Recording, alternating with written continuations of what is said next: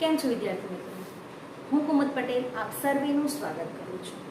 આજે હું ગુજરાતી ભાષામાં ધોરણ 10નું કાવ્ય લઈને આવી છું અને કાવ્ય છે 7મું, હું એવો ગુજરાતી. જ્યારે આપણે આ કાવ્ય ચલાવવાના છે હું એવો ગુજરાતી, ત્યારે હું ગુજરાતની થોડીક વાત કરું અથવા ગુજરાતી હોવાનું કવિએ જે આપણને કહ્યું હું એવો ગુજરાતી, એક ગર્વ અનુભવવાની વાત છે. તો હું એના વિશે થોડુંક તમને જણાવીશ. ગુણવંતી, જયવંતી, પુણ્યવંતી, ગૌરવવંતી, ખમીરવંતી, ચેતનવંતી, રસવંતી, સૌભાગ્યવંતી અને જોબનવંતી આવા અનેક રૂપકો ધરાવતી ગૌરવશાળી ધરા એટલે ગુજરાત. આપણે એમ કહીએ કે શૈલ, સરિતા, સમુદ્ર આ અને અરણ્ય રૂપી ઈશ્વરીય કૃપા જેના પર વરસે છે એવી ધરા એટલે ગુજરાત. આગળ કહીએ તો માનવ સર્જિતની વાત કરીએ તો કલા, સાહિત્ય, સ્થાપત્ય અને સંસ્કૃતિની વિરાસત હોય એ ગુજરાત. એમ કહેવાય ને કે વાણિજ્ય વિકાસ જેનો હેતુ છે એને કહેવાય ગુજરાત. આપણે એમ કહી શકીએ કે ગુજરાતને 1600 કિલોમીટર લાંબો દરિયા કિનારો મળેલો છે, તો એ પણ એક ગુજરાતની વિશેષતા છે. તમે પર્વતમાળાઓ જુઓ તો એમાં પણ તમને જોવા મળે. અહીંયા કવિ આપણને બતાવ્યું જ છે કે સહ્યાદ્રીથી લઈને ભુજીઓ ડુંગર સુધીની વાત છે, ગિરનારથી લઈને પાવાગઢ ડુંગરની વાત છે. તો આપણને એ પણ એક ઈશ્વરીય દેન છે. સાહિત્યની વાત કરીએ તો આદ્ય કવિ એવા નરસિંહ મહેતાના પ્રભાતિયા, પ્રેમાનંદના આખિયાન, અખાના છપ્પા, દયારામની ગરબી, ધીરાની કાફીઓ, અખાના છપ્પા, અસાઈ ઠાકરની ભવાઈ, આ બધામાં આપણને શું જોવા મળે છે?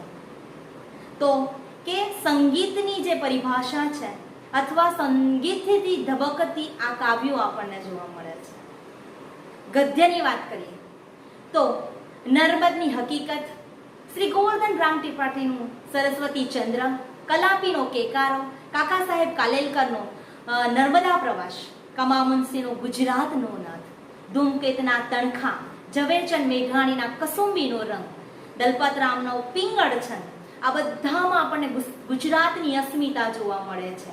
એટલે નર્મદે પણ કહેવું પડે છે કે જ્યાં જ્યાં વસે એક ગુજરાત ત્યાં સદાકાળ ગુજરાત. જ્યાં જ્યાં વસે એક ગુજરાતી ત્યાં સદાકાળ ગુજરાત.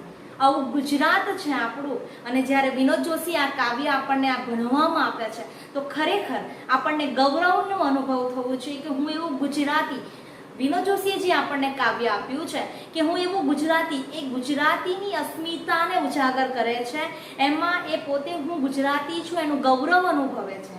આપણે એમ કહીએ ને કે હિન્દુસ્તાનનો જમણો હાથ એટલે ગુજરાત છે.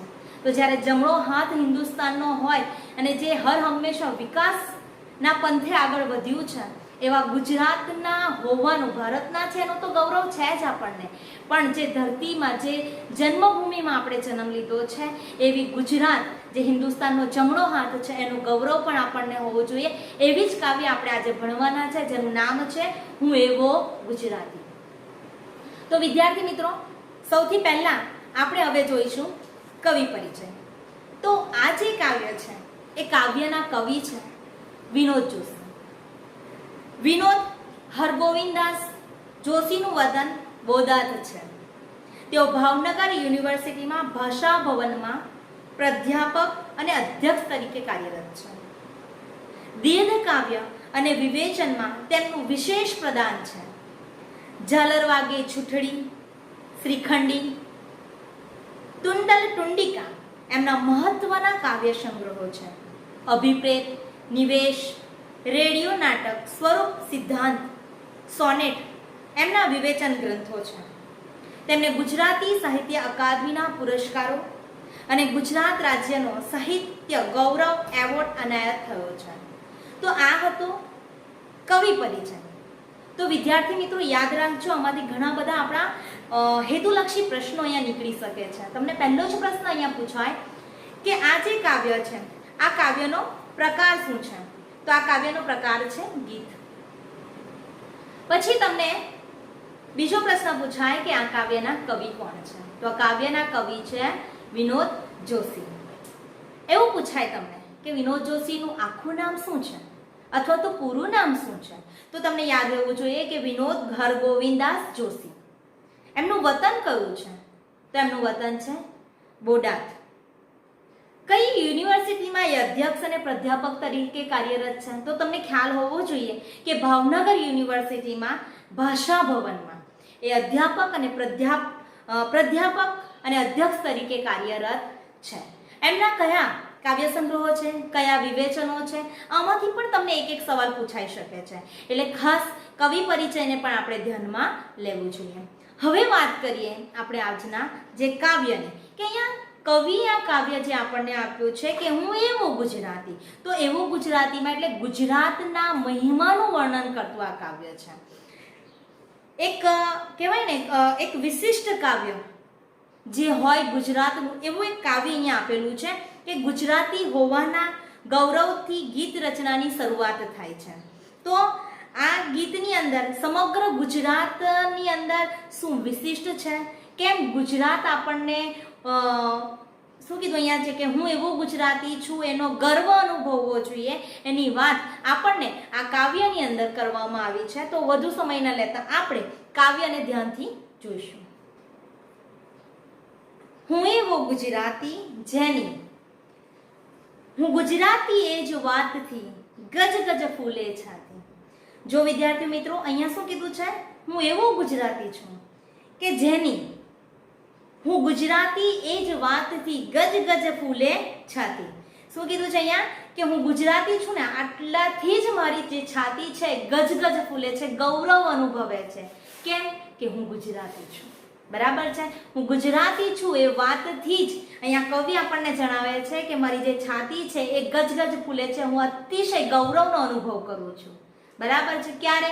જ્યારે હું પોતે એવું કહું છું. કવિ અહીંયા એવું કહે છે કે હું ગુજરાતી છું, ત્યારે શું થાય છે? ત્યારે હું ગુજરાતી છું એ જ વાતથી કવિ કહે છે કે મારી છાતી ગજ ગજ ફૂલે છે, એટલે કે અત્યંત ગૌરવ અનુભવે છે કે હું ગુજરાતી છું, એનું અત્યંત ગૌરવ છે મને. અને ખરેખર એમ કહેવાય ને કે જે આપણી જન્મભૂમિ છે એનું ગૌરવ તો હોવું જ જોઈએ, એ વાત અહીંયા આપણને કવિએ કહી છે. બરાબર છે. આગળ જુઓ. અંગે અંગે વહે નર્મદા, શ્વાસોમાં મહીસાગર, અરવલ્લીનો પિંડ પ્રાણમાં ધબકે છે રત્નાકર. કવિ અહીંયા પોતાના જ હૃદયની અંદર અથવા પોતાના જ શરીરની અંદર કેવી રીતે ગુજરાત અને ગુજરાતની જેટલી કાંઈ વસ્તુઓ છે, પ્રકૃતિ છે, એ બધાને જાણે પોતાના દેહમાં સમાવી લીધી હોય એ રીતે એનું વર્ણન કર્યું છે. કેટલી સરસ એમ કહેવાય ને કલ્પના શક્તિનો ઉપયોગ અહીંયા કવિએ કરેલો છે. શું કીધું છે? કે અંગે અંગે વહે. અંગ એટલે શરીર, કે મારા અંગે અંગમાં, કવિ એવું કહે છે કે મારા અંગે અંગમાં નર્મદાના પાણી વહે છે. બરાબર. હવે નર્મદા નદી આપણને ખબર છે આપણા ભરૂચ પાસેથી પણ પસાર થતી નર્મદા છે. અહીંયા નર્મદા સમાસ પણ બને છે. નર્મદા એટલે નર્મ આપનારી અથવા તો આનંદ આપનારી. બરાબર છે. તમારો અહીંયા ઉપર સમાસ બને છે. અહીંયા એવું કીધું છે શ્વાસોમાં મહીસાગર, કે મારા શ્વાસે શ્વાસે શું છે? તો મારા શ્વાસે શ્વાસે મહીસાગર છે. અને મહીસાગર ક્યાં આવ્યું છે? તો ગુજરાતના જે ચરોતર વિસ્તાર છે એ વિસ્તારમાં મહી નદી જે છે માટે અહીંયા શબ્દ વાપરેલો છે મહીસાગર. બરાબર છે. તો એ શું કીધું કે મારે અંગે અંગમાં વહે નર્મદા, મારે અંગે અંગમાં નર્મદા વહે છે અને મારા શ્વાસોમાં મહીસાગર વસે છે. અરવલ્લીનો પિંડ પ્રાણમાં. હવે અહીંયા કીધું છે કે મારો જે દેહ છે એ અરવલ્લીનો છે. પછી એવું કીધું છે પ્રાણમાં. પ્રાણમાં એટલે શ્વાસમાં, હૃદયમાં. ધબકે છે રત્નાકર. રત્નાકર એટલે રત્નોનો ભંડાર રૂપ સાગર, સમુદ્ર તમે કહી શકો એને.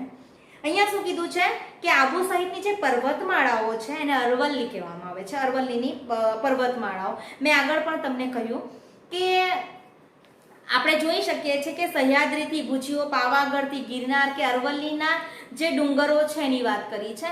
તો આ જે બધા ડુંગરો છે તેમાં કવિ આપણને કહે છે કે અરવલ્લીનો પિંડ પ્રાણમાં ધબકે છે રત્નાકર.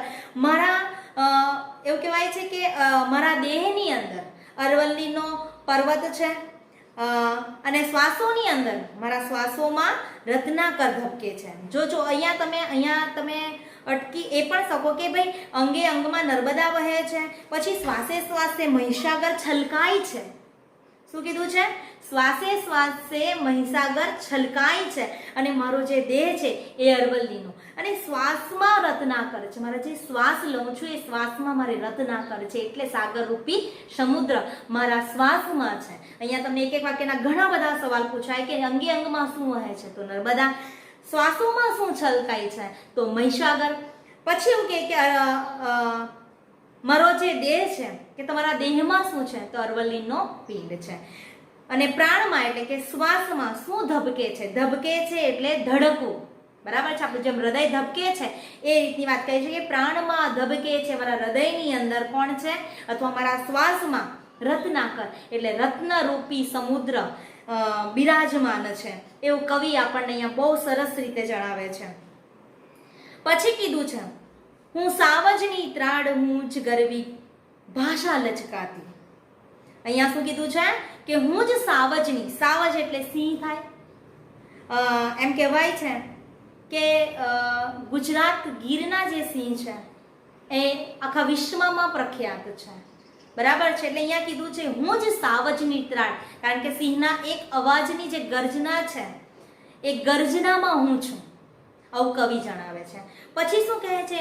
હું જ ગરવી ભાષા લચકાતી. શું કીધું છે? ગુજરાતની જે ગુજરાતી ભાષા છે એ ભાષા લચકાતી શબ્દ વાપર્યો છે અહીંયા. કયો વાપર્યો છે? અને ગરવી ભાષા, ગૌરવવાળી. મેં તમને આગળ કીધું, મેં આગળ એનું વર્ણન કર્યું ત્યારે મેં કેટલા બધા રૂપકો આપ્યા કે ભાઈ ગુણવંતી, જયવંતી, પુણ્યવંતી, સૌભાગ્યવંતી, રસવંતી. બરાબર છે? તો આ બધા જે રૂપકો ધરાવતી ગૌરવવાળી ગુજરાતની જ્યારે વાત કરે ત્યારે કવિ પણ આપણને એમ જ કહે છે કે ગરવી જે લચકાતી ભાષા છે ગુજરાતી એ પણ હું જ છું. એટલે અહીંયા આખા પંક્તિની અંદર ખાસ ધ્યાન આપજો તમે કે અંગે અંગમાં વહે નર્મદા, શ્વાસોમાં મહીસાગર, અરવલ્લીનો પિંડ પ્રાણમાં ધબકે છે રત્નાકર, હું જ સાવજની ત્રાડ, હું જ ગરવી ભાષા લચકાતી. કેટલું બધું આપણને એમ થાય કે ગૌરવ થાય એવી વાત અહીંયા કવિ કહે છે કે મારા શરીરના શ્વાસમાં, હૃદયની અંદર બધે જ ગુજરાત બિરાજમાન છે. ને આવા ગૌરવવંતા ગુજરાતમાં મારો જન્મ છે. એ જે જન્મ છે એના માટે હું ધન્યતા અનુભવું છું. એ વાત અહીંયા કવિ આપણને આ પંક્તિ દ્વારા બતાવવાનો પ્રયત્ન કર્યો છે. આગળ તમે જોઈ શકો છો, નવરાત્રીનો ગર્ભદીપ હું શત્રુંજય શૃંગ, સૂર્ય મંદિરે ગુજરતો હું ધવલ તેજનો ભૃંગ. શું કીધું છે અહીંયા કે નવરાત્રીનો ગર્ભદીપ હું. અહીંયા શું કીધું કે નવરાત્રીનો ગર્ભદીપ હું. હવે નવરાત્રી જે ગુજરાતમાં થાય છે આખા વિશ્વમાં ફેમસ છે.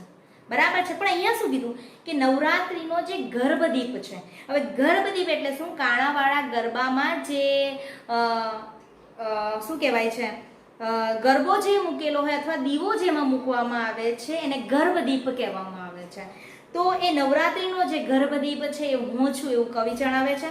હું જ શત્રુંજય શૃંગ, શૃંગ એટલે શિખર થાય, અને શત્રુંજય એટલે સૌરાષ્ટ્રના પાલીતાણામાં આવેલા જે પર્વતો છે અથવા જો શિખરો છે એની વાત આપણને કરી છે. પછી આગળ જો, સૂર્ય મંદિરે ગુંજરતો હું ધવલ તેજનો ભૃંગ. ગુંજરતો એટલે કે ગુંજારવ કરવો, અને ધવલ એટલે સફેદ, અને ભૃંગ શબ્દ ખાસ યાદ રાખજો, સમાનાર્થીમાં પૂછાય એવી શક્યતા છે. ભૃંગ એટલે ભમરો. બરાબર છે? તો અહીંયા શું કીધું છે કે નવરાત્રીનો ગર્ભદીપ હું છું, હું શત્રુંજય શિખર છું, હું સૂર્ય મંદિરનો મુંજારવ છું, અને હું જ શ્વેત તેજનો ભમરો છું. બરાબર છે? તો તમે અહીંયા જોઈ શકો કે વિશ્વમાં જે જાણીતી વસ્તુ છે અથવા જે પ્રખ્યાત વસ્તુ છે કે જેમ કે આપણો ગરબો, ગુજરાતી અને ગુજરાતીના ગરબા આખા વિશ્વમાં ફેમસ છે. તો અહીંયા કીધું કે હું નવરાત્રીનો ગર્ભદીપ છું, અને હું જ શત્રુંજય, જે શત્રુંજય પર્વત પર આવેલા શિખરો છે એની તો વાત છે, સાથે સાથે આપણે જોઈ શકીએ કે પાલીતાણામાં આવેલા જૈન મંદિરો જે છે સૌથી આખા ભારતની અંદર સવિશેષ મંદિરો ત્યાં આવેલા છે. તો એ પણ હું જ છું. પછી એમ કીધું કે સૂર્ય મંદિર, જે ગુજરાતનું સૂર્ય મંદિર છે, મોઢેરાનું સૂર્ય મંદિર છે, એ સૂર્ય મંદિર છે ત્યાં જે ગુંજારવ થાય છે એ ગુંજારવ કરતો હું જ છું. અને પછી ભમરા સ્વરૂપે, તો કયા, તો ધવલ, ધવલ એટલે સફેદ, સફેદ ભવરા સ્વરૂપે હું ત્યાં તેજ પસરાવું છું. ક્યાં, તો કે સોમનાથનું સૂર્ય મંદિર મોઢેરાનું જે છે ત્યાં. તો અહીંયા આપણને કીધું કે નવરાત્રિનો ગર્ભદીપ હું જ છું, હું જ શત્રુંજયનો શિખર છું, હું જ સૂર્ય મંદિરનો ગુંજારવ છું અને હું જ ધવલ તેજનો ભમરો છું. આવું કવિ આપણને આ પંક્તિમાં જણાવે છે.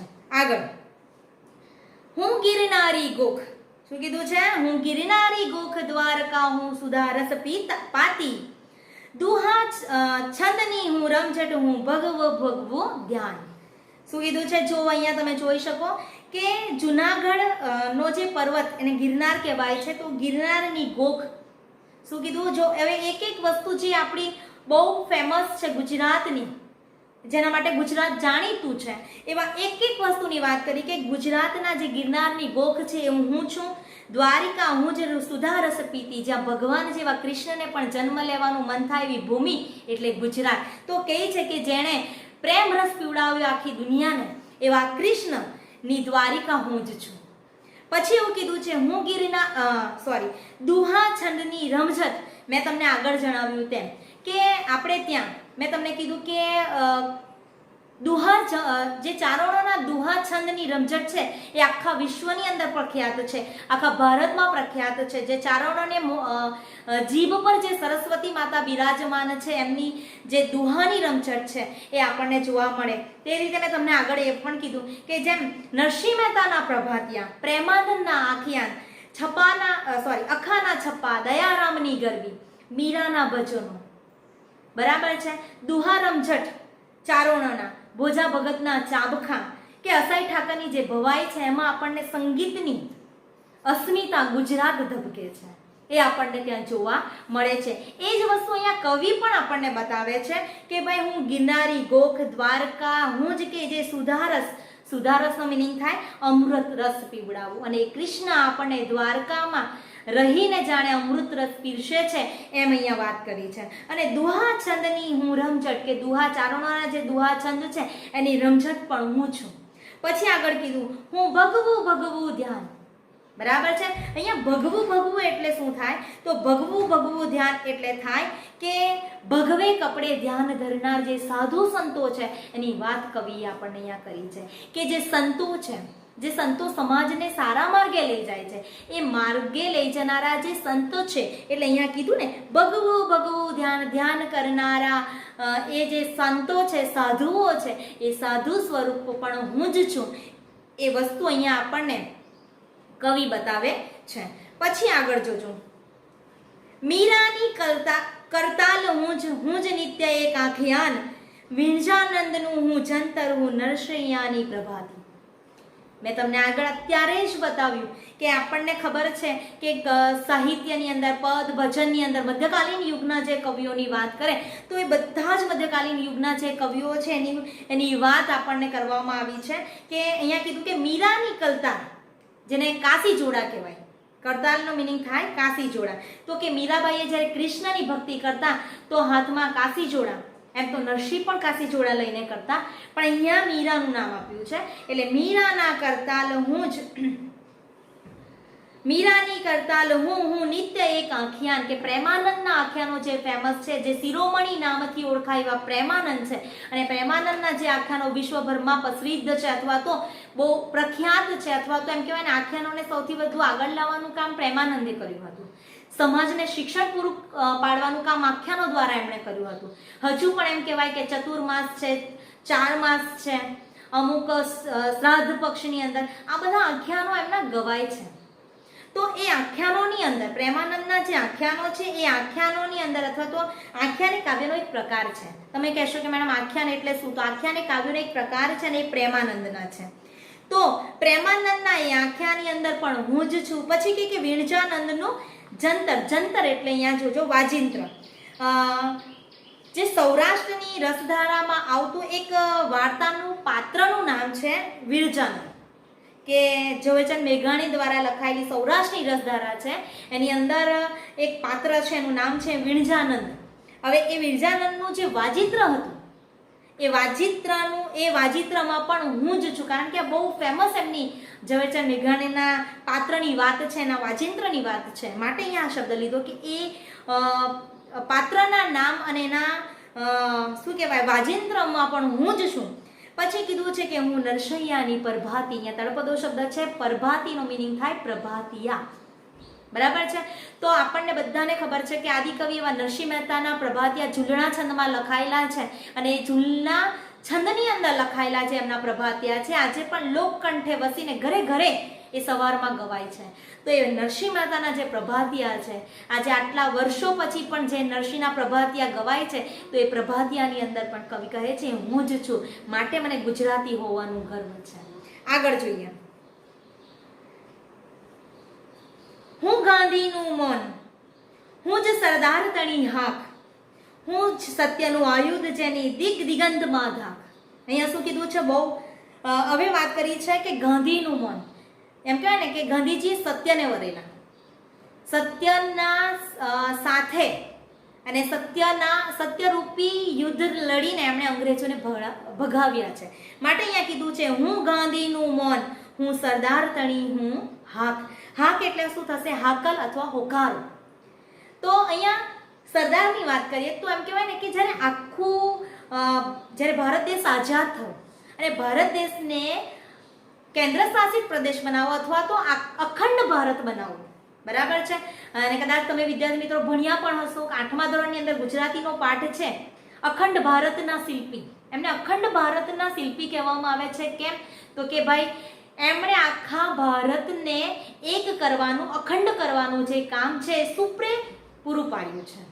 એમની એક આંખથી એમનામાં એમ કહે ને કે એ આંખા બોલાતો હતા જ, પણ એમ કહે છે કે એમને બધાને કન્વિન્સ કરવાની જે શક્તિ હોય ને એ શક્તિ સરદારમાં હતી, અને અખંડ ભારતનું સ્વપ્ન એમણે પૂરું કર્યું. માટે એમ કહેવાય છે કે હું જ સરદાર તરી હાક છું, હોકારો છું, હું એની હાકલ છું કે સરદારના એ બોલ ઉપર આખો દેશ અખંડ થઈ શકે. એ હું ગુજરાતી છું. હું જ સત્યનું આયુધ. હવે અહીંયા શું કીધું છે કે હું જ સત્યનું આયુધ જેની દિગ દિગંતમાં ધાક. ધાક એટલે દર અને દિગ દિગંત એટલે દશે દિશાઓમાં. પછી અહીંયા કીધું છે આયુધ. આયુધ એટલે શસ્ત્ર. હવે અહીંયા તમે જોઈ શકો કે હું ગાંધીજીનું જે મૌન છે, સરદારની જે હાકલ છે, અને હું સત્યરૂપી શસ્ત્ર છું. ગાંધીજીએ જ્યારે અંગ્રેજોને ભારત દેશ છોડવા પર મજબૂર કર્યા તો ગાંધીજીએ ક્યારે શસ્ત્રોનો ઉપયોગ કર્યો નથી. માટે અહીંયા કીધું છે શસ્ત્રો તો છે, પણ કયું શસ્ત્ર? તો સત્યરૂપી શસ્ત્ર. કે એ જે સત્ર લઈને ગાંધીજી સત્યરૂપી સત્રની સાથે ચાલ્યા ને એના જ કારણે અંગ્રેજોએ ભારત દેશને છોડવો પડ્યો. માટે અહીંયા શબ્દ વાપર્યો છે કે હું જ સત્યનું આયુધ એટલે શસ્ત્ર, અને હું જ જેની દિગ દિગંતમાં ધાક. અને આ જે સત્યરૂપી શસ્ત્ર છે એના આખા વિશ્વની અંદર કે જ્યાં જ્યાં એ પ્રચલિત છે, દશે દિશા શબ્દ વાપર્યો છે ને, તો બધી જગ્યાઓ પર એની ધાક છે. કોની ધાક છે? તો સત્યરૂપી શસ્ત્રની ધાક બધી દિશાઓમાં છે. માટે હું ગુજરાતી છું એ વાતનો મને ગર્વ છે, એવું કવિ આપણને જણાવે છે. આગળ, હું સંતોનું સૌમ્ય સ્મિત, તલવાર સુરની તાતી, હું જ મારી માટીનો છાયો, હું ગુજ્જર અવતાર. હવે અહીંયા શું કીધું છે આપણે જોઈએ કે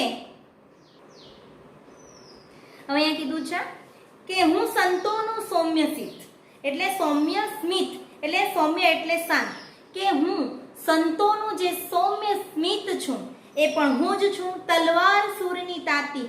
તલવાર સૂર એટલે બહાદુર થાય, તાતી એટલે તીક્ષ્ણ. કે જ્યારે ભારત પર કે પછી ગુજરાતમાં જ્યારે સુરવીરો બહાદુરોની જરૂર પડી છે ત્યારે તલવારથી પણ એનું રક્ષણ એમણે કર્યું છે. એટલે તીક્ષ્ણ તલવારથી બહાદુરોએ એનો સામનો કર્યો છે. એ તલવારની તીક્ષ્ણ ધારમાં પણ હું જ અથવા હું ગુજરાતી છું. હું મારી માટીનો છાયો. માટીનો એટલે ધરતીપુત્ર. હું ગુજ્જર અવતાર. ગુજ્જર અવતાર એટલે ગુજરાતની ભૂમિ પર જન્મ લેનાર. એટલે કહે છે કે હું સંતોનું સૌમ્ય સ્મિત, હું તલવાર સૂરની તાતી, માટીનો જાયો અને હું ગુજ્જર અવતાર, એટલે ગુજરાતની ભૂમિ પર જન્મનાર ધરતીપુત્ર, એનું પણ કે મારી માટીનો જાયો, હું ધરતીનો પુત્ર ખેડૂત છું, એ વાતનું પણ મને ગર્વ છે. એ વાત પણ અહીંયા કરવામાં આવી છે કે સંતો હોય, સંતો એમના સૌમ્ય સ્મિતથી અથવા સંતોનું જે કામ છે કે સમાજને સદમાર્ગે લઈ જવાનું કામ, તો આપણે એવા ઘણા ગુજરાતની અંદર મધ્યકાલીન યુગથી લઈને અત્યાર સુધીના ઘણા સંતો વિશેની વાત કરી, જેમ કે મીરાબાઈ છે, નરસિંહ મહેતા છે, જેના પ્રભાતી આજે ઘરે ઘરે ગવાય છે. તો આ બધાની અંદર શું જોવા મળે? એક આધ્યાત્મ, કેમ કહેવાય ને કે તમને મેં કીધું તે પ્રમાણે અહીંયા જે કાવ્યમાં આપેલું છે કે અહીંયા નામ આપેલા છે, દુહાની રમઝટ છે કે મીરાની કરતાલ છે, વિરજાનંદનું જંતર છે, આ બધાની અંદર આપણને એક આધ્યાત્મિકના દર્શન થાય છે. એટલે આધ્યાત્મિકતાની ભૂમિ એટલે ગુજરાત, અને ગુજરાતના હોવાનું એટલે અહીંયા કીધું છે કે મને જ્યારે આ ગુજરાત ભૂમિ પર મારો જ્યારે જન્મ થયો છે એ વાતનું મને ગર્વ છે. આગળ શું કીધું છે? મારે સિર ભારત માતાની આશીષનો વિસ્તાર, હું કેવળ હું હોવા છતાં હું સદા હોઉં મહાજાતિ.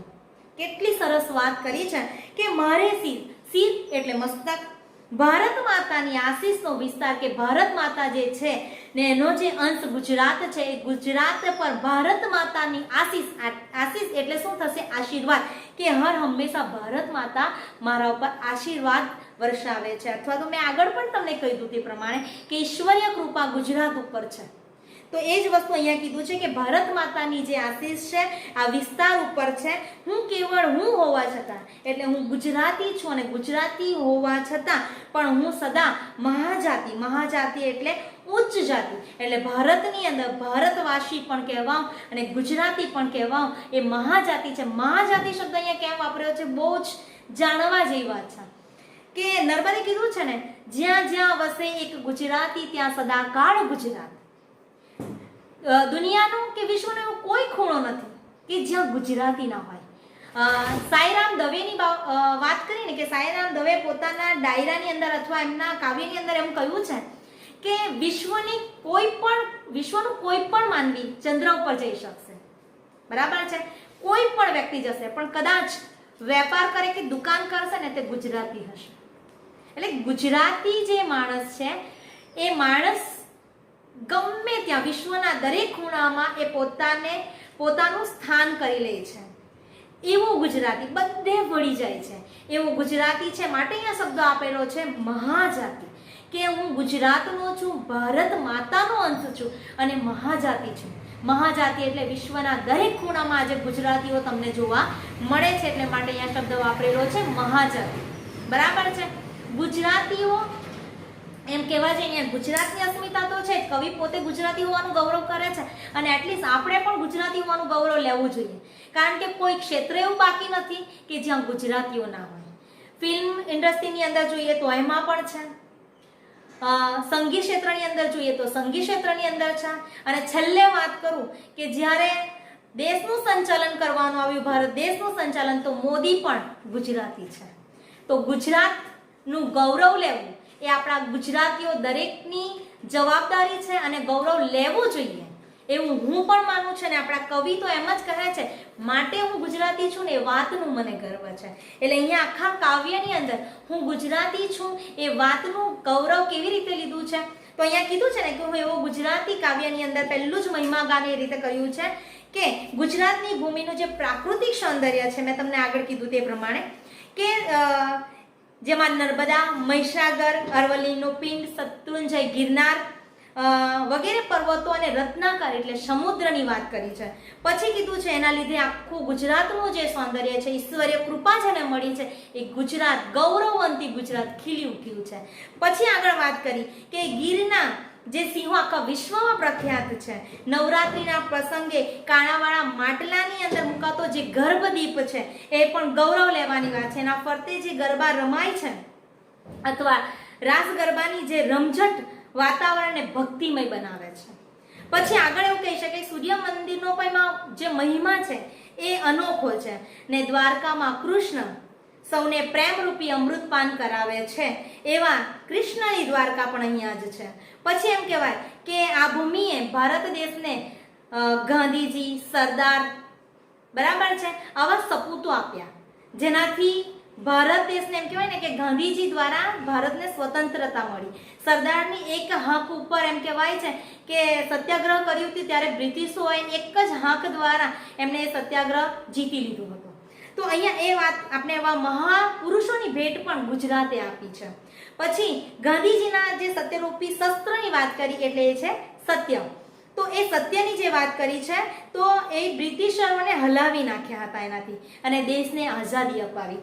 પછી એમ કહી શકાય કે ભૂમિ પર અથવા તો જે સમાજ છે એ સમાજની અંદર આજે પણ નરસિંહના જે પ્રભાતિયા રોજ સવારે ગવાય છે અને મીરા, પ્રેમાનંદ, વિરજાનંદનું વાજિંદ્ર, આ બધાની અંદર આપણને શું જોવા મળે છે? આધ્યાત્મિક સમૃદ્ધિ જોવા મળે છે. એમની જે એકાગ્ર ચિત્ત કરવાના જે સંતના ગુણો છે એ ગુણના આપણને અહીંયા દર્શન થાય છે.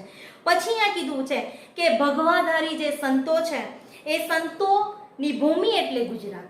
પછી આગળ કીધું છે કે જ્યારે ગુજરાત પર કોઈ આફત આવી છે, ભારત પર જ્યારે આફત આવી છે ને એ આફતમાંથી બચાવવા માટે પણ એમ કહેવાય છે કે તીક્ષ્ણ તલવારની જ્યારે જરૂર પડી છે ત્યારે તીક્ષ્ણ તલવારથી પણ લડીને ભારત દેશને કે ગુજરાતને બચાવનાર એવા સુરવીરોની ભૂમિ એટલે ગુજરાત. પછી અહીંયા કીધું કે ગુજરાતીની આ જે અસ્મિતા છે, લોક સંસ્કૃતિનું રક્ષણ કરવાનું મોટામાં મોટું યોગદાન જો કોઈ આપી શકતું હોય અથવા આપી રહ્યું છે તો એ ગુજરાતી છે એવું અહીંયા કવિ આપણને જણાવે છે. માટે ગુજરાતી ની પહેલી લીટી જે કાવ્યની છે કે હું એવો ગુજરાતી જેની એ જ વાતથી ગજ ગજ ફૂલે છાતી. કે ખાલી હું ગુજરાતી છું ને એ વાતથી જ મારી છાતી ગજ ગજ ફૂલે અથવા તો ગૌરવ અનુભવે છે. એ વાત આપણને આ કાવ્યમાં કરી છે. તો વિદ્યાર્થી મિત્રો, મને લાગે છે આ કાવ્યમાં તમને સમજ પડી હશે. તો હવે ફરી નવા વિડીયો સાથે પાછા મળીશું. ત્યાં સુધી બધાને જ બેસ્ટ લક.